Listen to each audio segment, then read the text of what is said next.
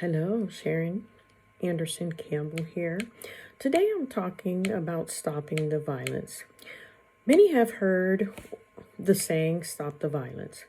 Most people are talking about violence at the hands of strangers or between citizens and those who are in positions to protect the public.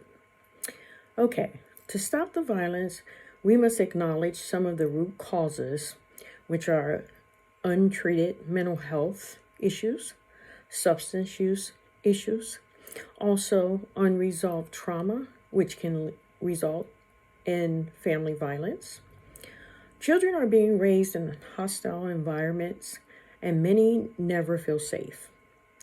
After a night of hearing their parents, caregivers, and others yelling, screaming, and fighting, they are expected to wake up on time, go to school, and do well despite the repeated emotional abuse that they have been enduring.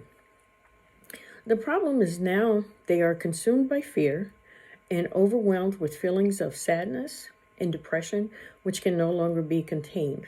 So the manifestation appears as anxiety, depression, and for many, attention deficit disorders.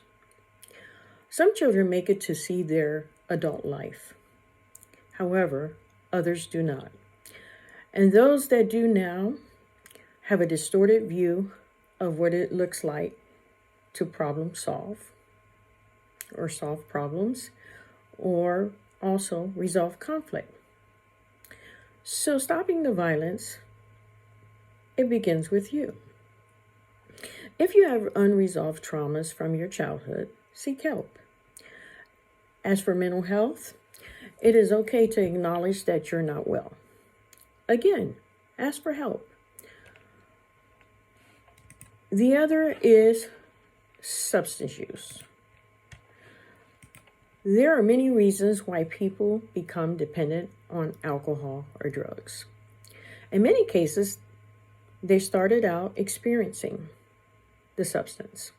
However, their continued use led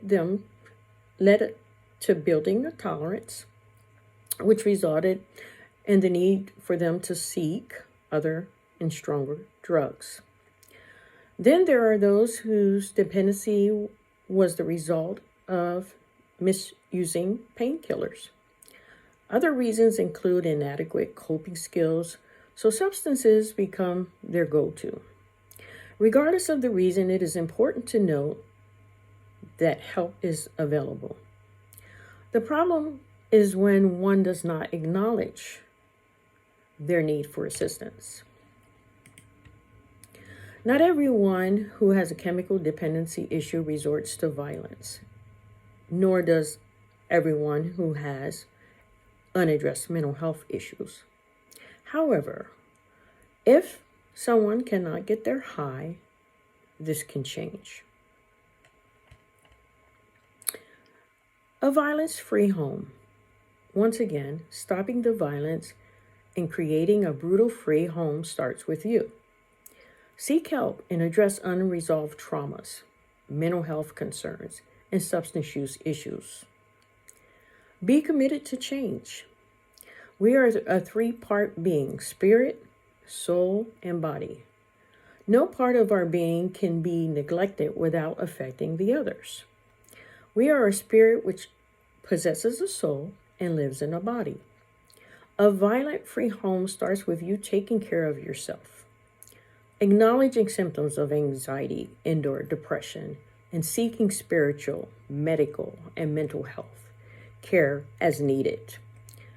It also involves managing your anger in a healthy manner and seeking help when you cannot. Also, if medication is a must to keep you and others safe, take it as prescribed. In closing, I get it. Maybe your childhood was not great. Neither was mine. You might have been neglected, abused. You may have also been abandoned, and therefore you have a reason to think, feel, and behave the way you do. However, you do not have the right to visit your misery on others without violence. Someone must break the cycle of violence, and again, it starts with you and your household. At an early age, we are taught to keep our hands to ourselves.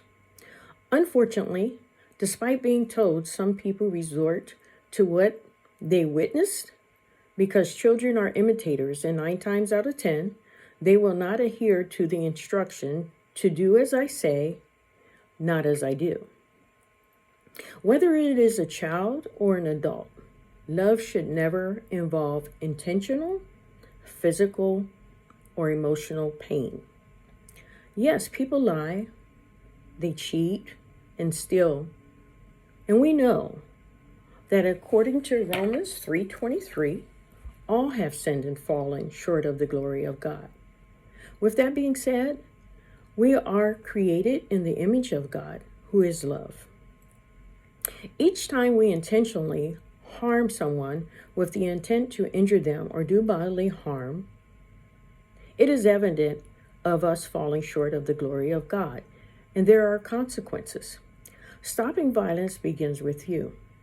If you are struggling with anything that I mentioned, I invite you to subscribe to my monthly newsletter via the link and QR code that can be found on my Facebook page. It can also be found on my YouTube channel. Search for Sharyn Anderson-Campbell, okay?